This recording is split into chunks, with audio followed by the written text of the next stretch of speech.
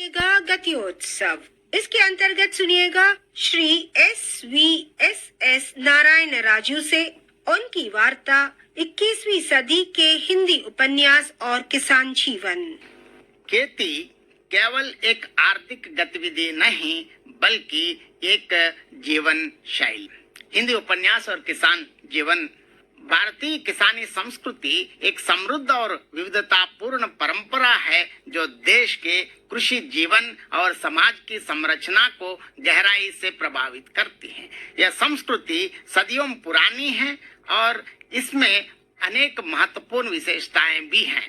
भारतीय किसानी संस्कृति में परंपरागत ज्ञान और तकनीकों का महत्वपूर्ण स्थान है। यह ज्ञान पीढ़ियों से चला आ रहा है और इसमें स्थानीय जलवायु, मिट्टी की प्रकृति और फसलों की विविधता के अनुसार कृषि पद्धतियां शामिल है। उदाहरण के लिए जैविक खेती, मिश्रित फसल प्रणाली और फसल चक्र जैसी तकनीकें प्रमुख हैं।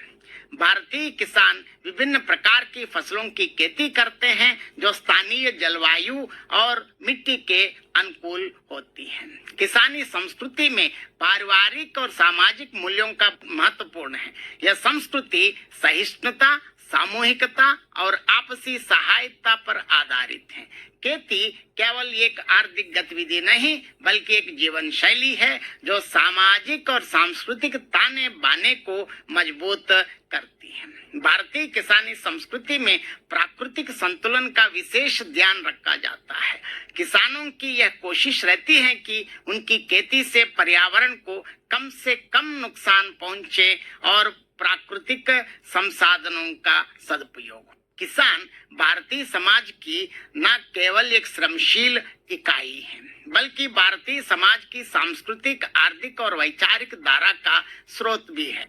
भारतीय किसान धूप वर्षा को सहकर समस्त मानव मात्र का पेट भरता है। हिंदी उपन्यास में किसानी जीवन की परंपरा को ध्यान में रखते हुए मैनेजर पांडे साहित्य और समाजशास्त्री दृष्टि में लिखते हैं, भारतीय उपन्यास का स्वतंत्र रूप तब विकसित हुआ जब उपन्यास रचना के केंद्र में भारतीय किसान जीवन आया।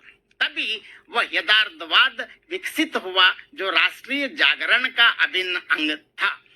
किसान जीवन से जुड़कर ही भारतीय उपन्यास की सच्ची भारतीयता विकसित हुई और उपन्यास राष्ट्रीय जीवन की महागाथा का प्रतिनिधि साहित्य रूप बना।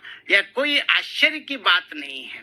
किसान भारतीय समाज का मेरुदंड पहले भी था और आज भी है। हिंदी साहित्य में किसानी परंपरा के शुरुआती दौर में प्रेमचंद ही वो व्यक्ति रहे जिन्होंने किसान जीवन को बारीकी से देखा और समझा, फिर अपने साहित्य के माध्यम से जनता तक पहुंचाया। अतः प्रेमचंद के बिना कथा साहित्य, खासकर वो कथा साहित्य जिसमें ग्रामीण जीवन का दस्तावेज हो, ऐसे साहित्य की कल्पना करना संभव नहीं है।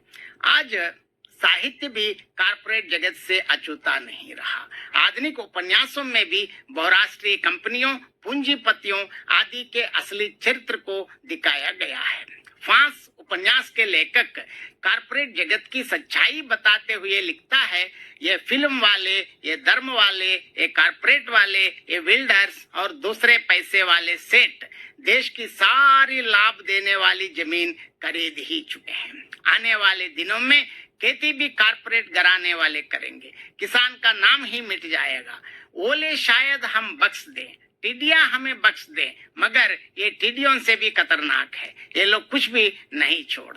आज इन बहुराष्ट्रीय कंपनियों ने किसानों के सामने संकट परोस दिए। बिजली, पानी, खाद, बीज, साधन आदि सब इतने महंगे हो गए हैं कि एक आम किसान इन कृषि साधनों पर अधिक व्यय नहीं कर सकता।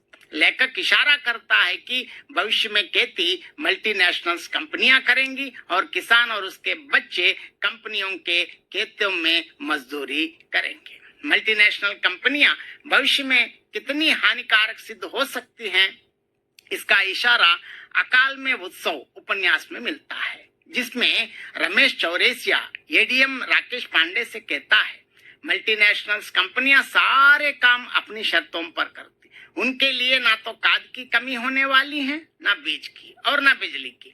सब तो यह लोग ही बना रहे हैं। आप जितने हल्के में बात को ले रहे हैं, बात उतनी छोटी है नहीं। आप उस दिन की भयावहता नहीं समझ पा रहे हैं जब किसान नाम की प्रजाति हमारे देश से खत्म हो जाएगी और खेती का सारा काम मल्टीनेशनल्स करेंगी। हमने बहुत भयानक खेल की शुरुआत कर दी है सर।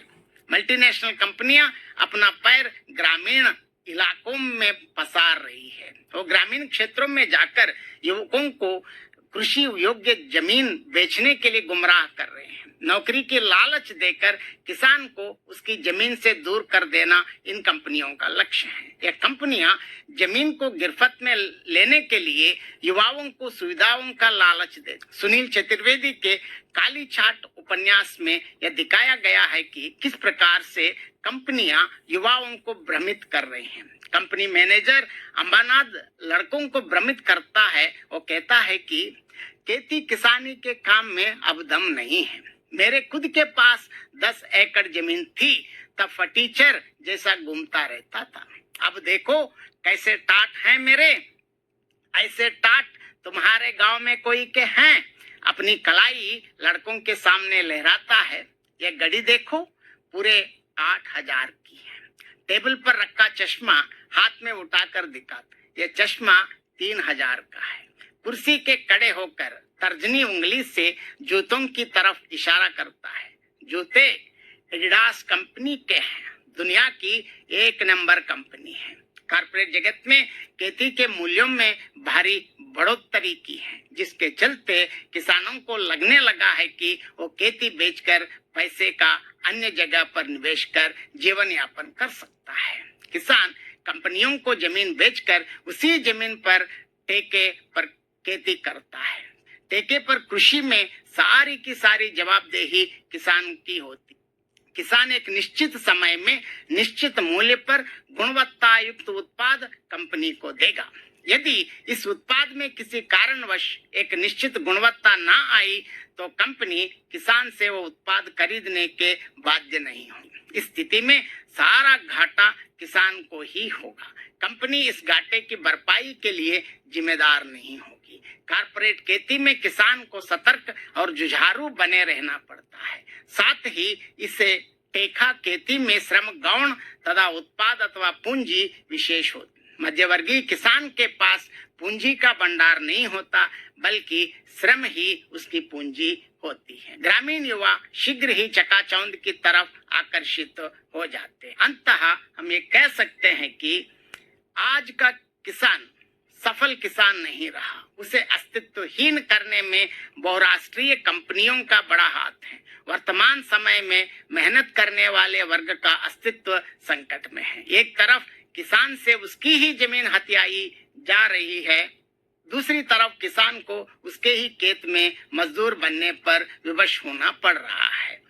आज किसानी जीवन में वैसे भी अनगिनत समस्याएं हैं जिनसे किसान हर क्षण जूझ रहा है, लेकिन फिर भी वो उठ खड़ा होता है और अपने कृषि कर्म को तल्लीनता से करता है। भारतीय किसानी संस्कृति की ये विशेषताएं यह दर्शाती हैं कि खेती बाड़ी केवल खेती करने की एक पद्धति नहीं, बल्कि जीवन जीने का एक तरीका है जो प्रकृति, समाज और आर्थिक गतिविधियों के बीच संतुलन बनाए रखता है। भारतीय किसान यही मानता है कि खेती केवल एक आर्थिक गतिविधि नहीं, बल्कि एक जीवन शैली।